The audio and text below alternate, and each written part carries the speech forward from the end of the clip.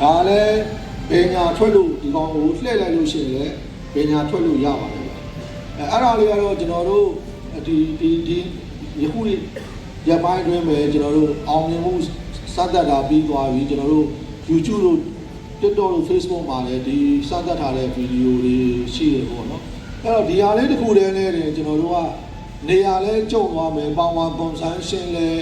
နေတယ်ပေါ့နော်အဲ့လိုအကျိုးကျေးဇူးတွေရပါတယ်ဒါပေမဲ့ဒီဟာလေးတွေလည်းကျွန်တော်တို့ကသူ့ရဲ့ control panel လည်းပါတယ်ဒီထဲမှာ VFD တွေလည်းထည့်ထားတာတွေပါတယ် air load တွေပါမယ်ပြီးတော့ဒီ gear motor နဲ့လုံးလေးစနစ်တွေလည်းပါပါတယ်။ဒါတော့ဒီစနစ်တွေကိုတက်ချင်တယ်ဆိုရင်တော့ကျွန်တော်တို့ Peace Brother ကိုချိတ်ဆက်ပြီးတော့အကိုတို့ဆန်ဆက်နဲ့နေရာဆန်းဆန်းနဲ့အသေးစိတ်တိုင်ပင်ပြီးတော့ကျွန်တော်တို့ဘက်ကလည်း 3D drawing နဲ့ပေါ့နော်ဟို set တက်လို့အဆင်ပြေအောင်ကျွန်တော်တို့ free ကျွန်တော်တို့လုပ်ပေးပါမယ်ဗျာ။ဒါကတော့ကျွန်တော်တို့ cleaning အပိုင်းနဲ့ပတ်သက်တဲ့အားလေးပေါ့နော်။နောက်တစ်ခုတော့အောင်လေ။နောက်တစ်ခုကတော့ကျွန်တော်တို့ဒီ Gary Z ပေါ့နော် Gary Z ကတော့ကျွန်တော်တို့လည်း site မျိုးစုံလုပ်ပါတယ်။ကျွန်တော်တို့ model တွေကတော့ TQSF တရားတို့TQSH 120တို့ပေါ့နော်150ရှိတယ်180လည်းရှိတယ်120တို့150တို့ရောင်းများတယ်ဒီ TQSF တရားလည်းအယောင်းများပါတယ်ဆန်စဘာနဲ့မကဘူးပဲလို့ပါလို့မှလည်းကျွန်တော်တို့သုံးပါတယ်ဒါအခုတော့အခုရဲ့ပိုင်းတော့အဲ့မှာကျွန်တော်တို့ပလိတ်မန္တလေးပလိတ်ကတမပိုးသက်စီစက်ရုံကဆိုရင်သူတို့ဂျာမနီကုမ္ပဏီတွေအောင် share ပါပါတယ်ကျွန်တော်တို့အဲ့မှာဒေချာကြာနာဒေါ်ရင်တွေဆွဲပြီးတော့မှကျွန်တော်တို့အဲ့ဒါသူတို့ကတော့တမစီထဲမှာပါတယ်ခဲကိုရွေးရဒါပေမဲ့လည်းသူကတမစီမှာကျွန်တော်တို့တိတ်ထားမလို့အနေရောင်နဲ့အဖြူအောင်ဆိုပြီးတော့ density မတူတော့လေအဲ့ဒါတွေပါကျွန်တော်တို့ဖယ်နိုင်တယ်ပေါ့နော်ကျွန်တော်ဒီ Gary Z တွေကလည်းကျွန်တော်တို့ကဒီစပားနဲ့မပါဘူးကျွန်တော်တို့ကတခြားပဲတန်းစင် set တွေပဲခွဲ set တွေမှာလည်းကျွန်တော်တို့ set ပစ္စည်းတွေသုံးနေပါတယ်အဲ့ဒီမှာလည်းကျွန်တော်တို့ကအခုကျွန်တော်စနေမိတ်ဆက်ပြီးပေါ့နော် horizontal site တလုံးပေါ့အခုကျွန်တော်တို့ပြပွဲမှာလည်းပြထားတယ်ပေါ့နော်ကြောင့်ပုံမှန်စနစ်တွေကြတော့ဗျာဟို Gary Z ပိုင်လိုင်းကြီးတွေနဲ့ဟလာတချို့ကဆိုင်ကလုံးခံစုပ်တာရှိတယ်ဒါတိုင်းဘလိုဝါနဲ့စုပ်ပြီးတော့ဆိုင်ကလုံးနဲ့မုတ်ထည့်တာရှိတယ်ပေါ့နော်ကျွန်တော်တို့ကတော့ဒီမှာတော့ဟိုဈေးလေးတက်တာဆုံးဖြစ်အောင်ကျွန်တော်တို့ကများသောအားဖြင့်ဂေးရေးစက်ပုံမှာဒီဘလိုဝါကိုပေါက်စုပ်ပြီးတော့မှကျွန်တော်တို့ကဒီ horizontal နဲ့ဆိုင်ကလုံးနဲ့တန်းထွက်သွားတဲ့အတွက်ကျွန်တော်တို့ကဟိုပိုင်လိုင်းတွေလည်းမရှုပ်တော့ဘူးပေါ့ပါဝါပုံစံရှင်းလဲနဲတယ်ပေါ့နော်အခုကျွန်တော်တို့ဒီ horizontal ဆိုင်ကလုံးကတဖြည်းဖြည်းနဲ့ပေါ့နော်နောက်ပိုင်းမှာအသုံးများအောင်ကျွန်တော်တို့ဟိုစူးစမ်းသွားမယ်အခုကျွန်တော်တို့ကဒီဆက်လဲမဟတ်စကာကထွက်တဲ့ဆက်လဲမအခုလက်ရှိမှာလည်းကျွန်တော်တို့ပြထားတယ်ဆက်လဲမဟတ်စကာထွက်တဲ့စဘာပုံကိုကျွန်တော်တို့ကအခုဒါပေမဲ့ပုံမှန်နေကြဟတ်စကာဘလိုဝါနဲ့မတူဘူးပေါ့နော်ကျွန်တော်တို့ကဒီ horizontal cyclone သုံးမယ်ဆိုရင်အဲ့ဒီ horizontal cyclone နဲ့ကိုက်နေတဲ့ဒီဇိုင်းနဲ့ဘလိုဝါသုံးမှသာလဲဒီ cyclone action ရပြီးတော့မှထွက်လာတဲ့စပတ်ဖော်တွေကအောက်ကျမှာပေါ့နော်အဲ့ဒါလည်းကျွန်တော်မုံဝါမှာလက်တွေ့စမ်းသပ်ပြီးအဲ့ကောင်နဲ့ကိုက်နေမဲ့ဘလိုဝါလည်းကျွန်တော်တို့ပြထားတယ်ဒါပေမဲ့ကျွန်တော်တို့ကအဲ့ဒီဘလိုဝါကအပတ်ရေ1450ပဲလဲတာပါဟိုပေါ့ဒီလိုအပတ်ရေ2800လဲတဲ့ဟာတွေသုံးဖို့အဆင်မပြေဘူးပြအပတ်ရေများသွားရင်နောက်ပိုင်းမှာဒီဓာတ်တိုင်းဆွဲတဲ့အတွက်စပတ်ဖော်ကအင်ဘယ်လာတွေကိုစားသွားရင် ambulance ဖြစ်လာရင်တော့ထားလာမှာပေါ့ဗောဒီအပတ်ကြီး2800ကျော်ကျွန်တော်တို့ကဒီဟာကို1450ပဲအပတ်ကြီးဒီမော်တာနဲ့ပြောရရင်4ပိုးပေါ့4ပိုးရဲ့သုံးတာပေါ့4ပိုးကအဆင်ပြေတယ်ကျွန်တော်တို့လက်ရှိမှာတော့ဟိုဒီပြဝဲမီကိုရန်ကြိုးစားပြီးလုပ်ခဲ့ရတဲ့အတွက်အရီယိုဒလက်တော့မဟုတ်ဘူးဒါပေမဲ့ကျွန်တော်တို့ကအဲ့ဒါကိုပုံစံထုတ်နေတယ်ပေါ့နော်မကြခင်ကျွန်တော်တို့က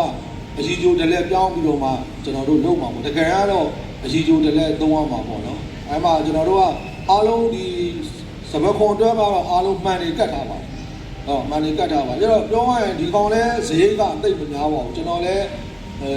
ရောင်းမယ်ဆိုအာမခံရမယ်အတိုင်းတာနဲ့လိုက်ဆင်ရမယ်ဈေးနဲ့တွက်ပြီးတော့ကျွန်တော်နှစ်ဦးနှစ်ဖက်ဖဲရပေါ့နော်မျှတအောင်ကျွန်တော်ရောင်းပါမယ်အာမခံရလဲ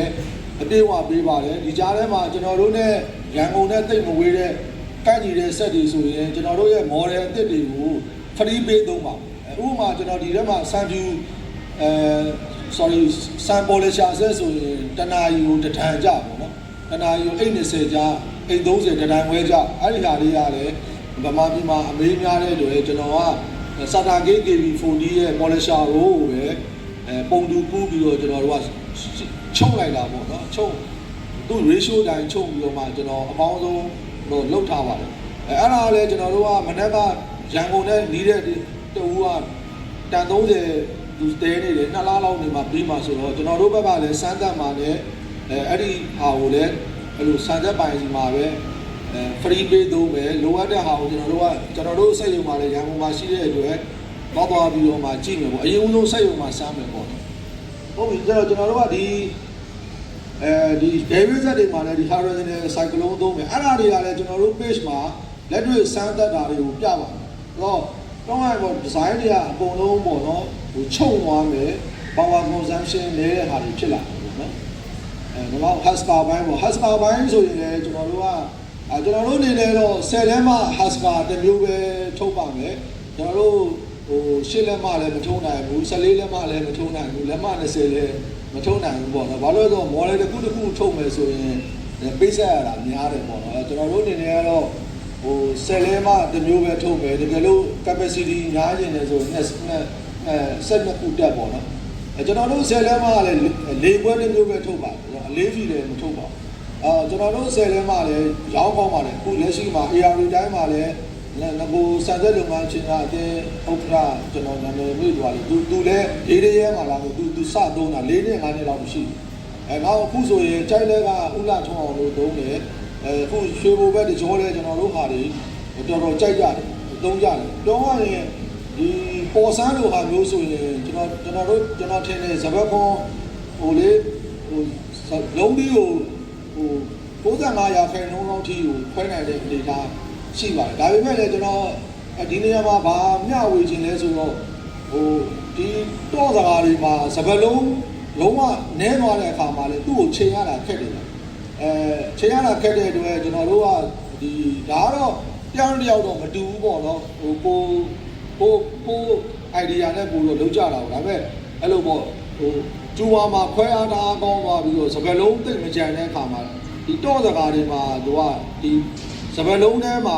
လုံးကြီးတွေကပါသွားဘာလို့သူ့ရဲ့ 5% လောက်လေးပဲကျန်တာဆိုတော့သူနည်းနည်းတော့စကားတွေမှာနည်းနည်းရွေးဖို့ကချိန်ရတာခက်တာပေါ့အဲ့ဒီအတွက်လည်းကျွန်တော်ဟိုဘက်မှာကျွန်တော်နောက်ထပ် idea တစ်ခုရှိတယ်အဲ့ဒါတော့ကျွန်တော်တို့ပဲပေါ့ gravity separator cranberry ဆိုတာဒိမတ်ပေါ့ကျွန်တော်လည်းဒီမှာဟိုပဲတန်းစင်ဆက်မှာ gravity တစ်ခုကိုသင်္သရမှာရောင်းထားတာရှိတယ်အဲ့ဒါ fully auto ပေါ့နော်အဲ့ဒါတွေလည်းစမ်းသပ်မယ်ဆိုရင်လည်းကျွန်တော်တင်ပါမယ်ပြီးခဲ့တဲ့နှစ်ကလည်းတင်ပါတယ်အဲ့မှာအဲ့လိုပေါ့အဖုံးလေးတွေ white ကလေးတွေကသူ့ရဲ့ gravity ကိုပို့ပြီးတော့လုံးဆောင်ချက်ပြက်အောင်ပေါ့ကျွန်တော်ဒီရက်ပိုင်းလည်းတင်ထားတာရှိပါတယ်ဒီ Facebook page TikTok တွေမှာဒီလုံးကြီးလေးကိုသူကအဲ့ဒါလေးတွေကလည်းကျွန်တော်နောက်ပိုင်းကျရင်တစ်ဖြည်းဖြည်းနဲ့လာမှာပါဒီဟိုအထက်20ပေါ့နော်ရင်ဝဲတစ်ချမ်းတို့မှာအဲ့ဒါလေးတွေထဲလိုက်ခြင်းအပြင်ပိုကောင်းတဲ့ရလဒ်တွေတွေ့မယ်လို့ကျွန်တော်ယူဆပါတယ်ဗျကျွန်တော်တစင်ချင်းတော့သွားနေတာပေါ့နော်ဟုတ်ဒီဘက်ဒီ Haskell မှာလည်းကျွန်တော်ခုနပြောလို့ပေါ့ဗျာမှန်ဆိုင်ကလုံးပေါ့အခုလက်ရှိပြလာပါတယ်စမ်းသပ်ထားတဲ့ video file လည်းရှိပါတယ်အဲ့ဒီအရာတွေကိုဒါကတော့တချို့ကတော့တခါနဲ့ကျွန်တော်တို့ပေါ့နော်ဟိုအပြင်ဘက်အောက်တုံးမှာဒီအပုံကြီးလိုက်လောက်တာတော့တပိုင်းပေါ့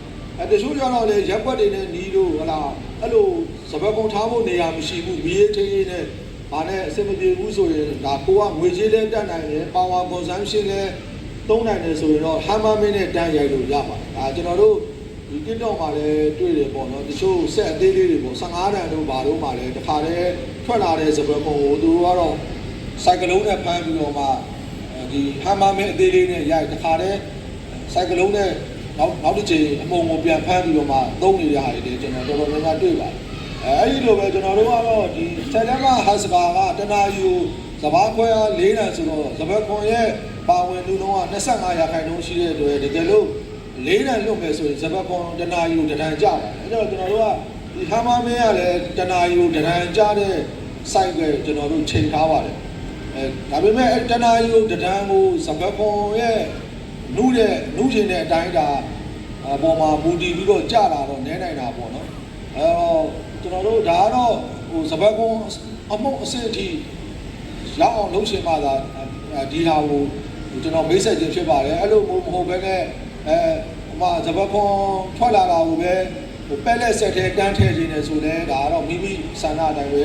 တော့ကျွန်တော်တို့အနေနဲ့ကတော့ဒီလိုကျွန်တော်တို့စီကနေတန်းကြီးပေါ့အစားအဆုံးလုပ်မယ်ဆိုရင်တော့ကျွန်တော်တို့အနေနဲ့ကတော့များသောအားဖြင့်တော့ဒီဆန်ဆက်အတွေ့ဆန်ဆက်တွေအတွက်ဆိုရင်ကျွန်တော်တို့က 3D ကို free လုပ်ပေးပါတယ်ဥပမာ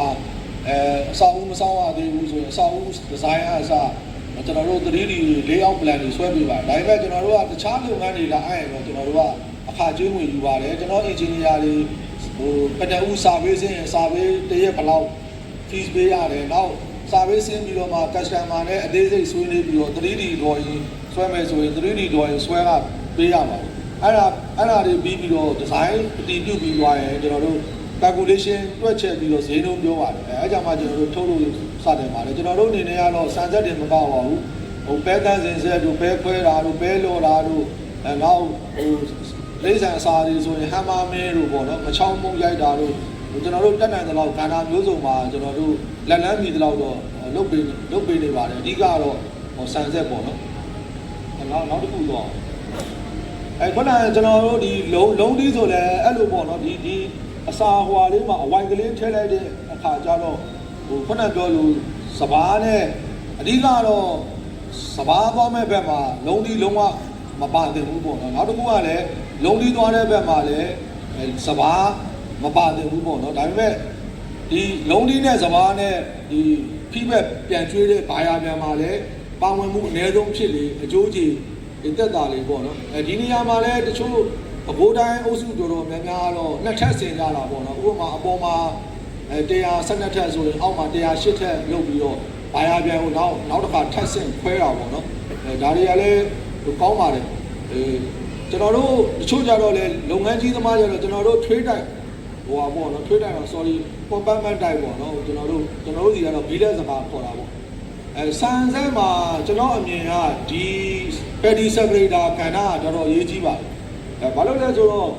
ဒီ petty separator ကနေဟလာအမှုမဲ့အမှန်မဲ့ပေါ့ဗျာတချို့ဆိုရင်ကျွန်တော်တွေ့ဘူးတယ်ဟာစကာဘက်ကလည်းစပတ်ခွန်မပြောင်းတဲ့အတွက်ဒီ petty separator ပေါ်မှာလည်းစပတ်ခွန်တွေကျန်းနေတာလည်းတွေ့ဘူးတယ်နောက်